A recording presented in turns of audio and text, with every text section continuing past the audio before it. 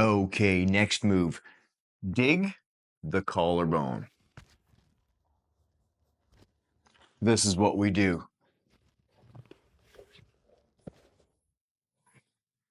Okay, let's break that down. You're going to hold your hand like the top of a coat hanger. You defend the same as before the attack comes. Hands up to protect your head. Dive in toward their face. You move in. Now, suppose you're feeling around. What you're going to do is you're going to use whatever your hand lands on. If that happens to be the collarbone area, anywhere along here, you just hang off it. Now, you can make it worse by you feel in behind the collarbone and then you dig, but also wiggle it in deep, trying to get as deep down into their body as you can. You want to get it behind the collarbone and sink your fingers down deep. And this is good. If you think, just look at my arm.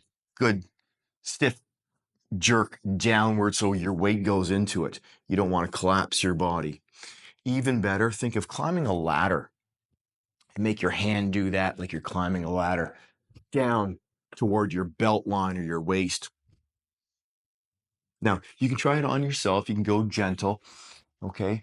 Find your collarbone anywhere here and then feel in behind it and come downward. Feeling on yourself might be a little bit awkward. Really what you want is a downward jerk. And again, anywhere along the collarbone is fine. Now, here is why it works so well. Here's why we want it in our repertoire. Okay, this is a great way to confuse them. By itself, it can be a surprise and it's a lot of pain and it can drop them straight down to their knees.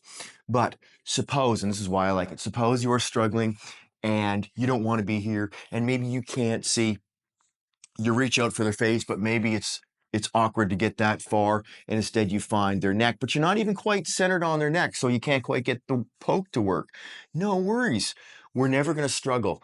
We want options. And so in the same zone, one of our options is if we feel their collarbone or the side of their neck, we just curl our fingers and give it a jerk.